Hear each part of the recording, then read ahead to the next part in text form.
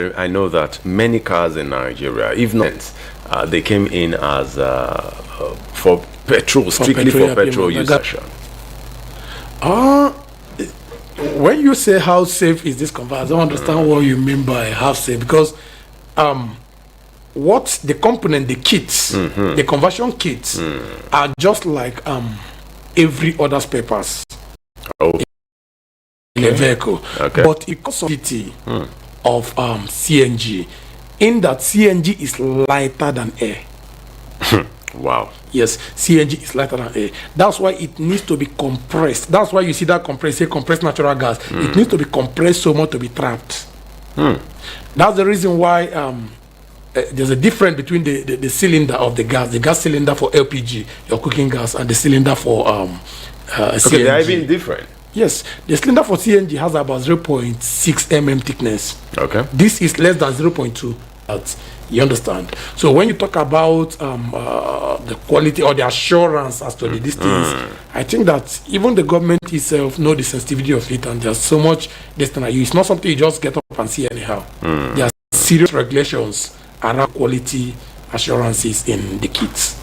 Okay, now you just talked about the government.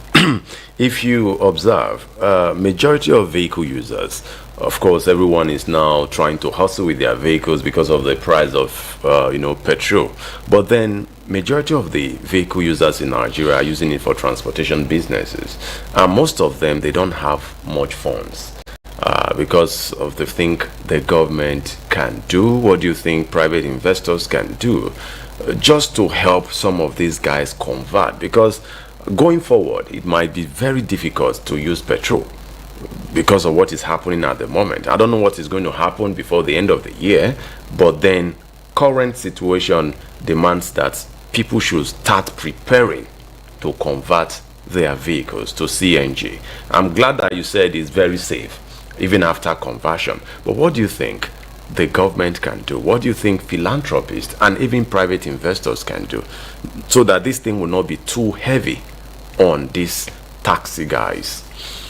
Okay, currently government is already doing much in that perspective. I am not holding brief for government here, but I know that there's an arrangement under which especially people, the commercial transporters, both the National Union of Road Transport Workers and the Association of app drivers, I think there is something, an arrangement that government have put up through the presidential compressed natural gas initiative.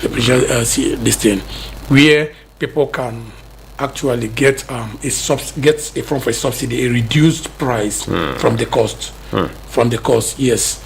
Then there is also an arrangement in case for some that might not really have money handy, that they have to go through a process, they get it funded for them, then they are able to pay over time, like instrumental payment. I think that arrangement is in place already. There's an institution, an organization that have been saddled with that responsibility. Also added to that, everywhere in the world, the cost of goods and services is determined by the forces of demand and supply.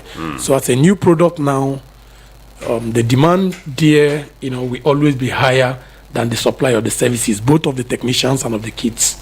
So likely it will have its impact also on the cost. But as time goes on, many centers are coming up, people are going into also the bringing in of these kits and all that.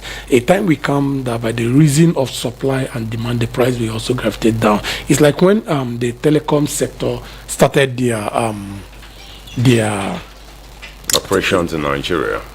Their revolution, that telecom revolution in the early 2000s or something like that. Yes. There was a time that phones were very expensive, SIM cards were very expensive, people bought for 30, 40,000 and all that. You understand? But the time also came, like today, you could actually get SIM cards less than 1,000 and all that in different places, and free in some cases, you understand? So that's the relationship between demand and supply as time goes on. So we know for sure that the time will come when these things will be a bit more cheaper than it is now. But government also on their own are putting efforts, even if it is not a very timely one, but I can see that visibly they are doing certain things to ease the weight. Okay, I read that the federal government, fulfilled the promise they made to the Nigeria Labour Congress, the Labour, and I also heard about the Students' Union, where they shared about 64 buses. Do you think this will go a long way to ameliorate as regards transportation this period? Well, when you are talking about Nigerians, you're talking about with regards to what is going on economically at the moment, you're talking about 64 buses. I don't know. Well, it's an effort, but I don't know how significant such effort is, compared to what is going on. But I think that it's not something that government alone could do. Oh, okay. The organized private sector could come in, the people on their own also could come in and begin to, because I was looking at so many things, a lot of things could actually be done, both as individuals and, to just know what you can be able to do, how you can be able to gravitate to, and that's the reason why this whole CNG idea is timely at this point. At this point, a lot of things makes it advantageous now, because more than 60% of family liquidity now goes into petroleum products and transportation. So anything that can be able to alleviate or to mitigate the weight of transportation on the economies of the family will be so much welcome. And I think that CNG has that capacity, especially considering our volume of reserve in it. Yes, I heard about the reserve. Nigeria currently, they are still making discovery of new reserves on it. But currently now we have about 9 trillion standard cubic feet. Wow. Yes, making Nigeria the leader in Africa. Interesting. The leading reserve, the biggest in Africa, and the 7th in the world. Wow. Yes. Well, we have the reserve. But another question is utilization.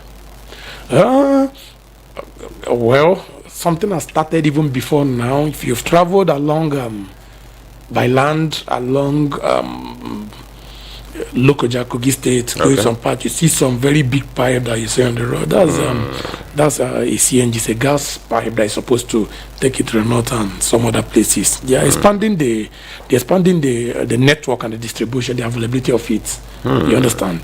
Wow. But that's one thing that Nigeria can rely for a very, very long time, because even in 100 years' time, we've not scratched the surface of our supply for it. Wow. Yes. Meaning it's even better than crude. Crude is about, we have our reserve on crude, it's estimated about 37 billion barrels. The gap is just massive. Yeah. Now, I know that there are some persons listening now. If we go without telling them the supposed cost, that is the range, that is for SUVs and for 6 cylinders and for V8. And you know that prices of this is a business. Private people are coming into it. There is that of the government there, where their subsidy, where you have it brought down down to almost about 700 and something or 800 and something, depending on where you're doing it. That's for the government subsidized one. But the rates of a standard, you want to pay and have your officially for 4-cylinder now, it ranges almost about 1.2, 1.3. Depending on where you're doing it. VC about 1.6 or thereabout, then V8 about 1.82 million, depending on where you're doing it. Interesting. Okay, we have barely a minute to go. Once again, just tell us why we should work towards conversion. Just 1 minute. The reason why everybody's encouraged at this point to start thinking CNG, to start gravitating towards CNG, is because of the economic impact, the cost of alternative energy. The cost of alternative energy. That's why. That's the cheapest that we can be able to do in contemporary time. Okay. Thank you very much for coming. Once again, reintroduce yourself for those who are just joining us. Okay, I am Prince Amadi Robert. I have another name called Chris. I am the Managing Director of Metropolitan Energy. You're welcome. Thank you. And to you, listener, thank you very much for your time. I hope you've been able to learn one or two about CNG. Don't worry, subsequently, we'll try to bring you more information as regards CNG, because I want you to feel safe. I want you to be fine. I want you to be able to feed your families. I know how much it costs you on a daily, when you drive out and when you drive in. I know how much you spend on transportation costs, but notwithstanding, just like I did say, subsequently we'll bring you more information as regards CNG and to see how we can also make it easier for you. So thank you for joining us on the show today, and hey, don't forget to take care of your cars. My name is Honorable Ape the Great. Do have a swell time.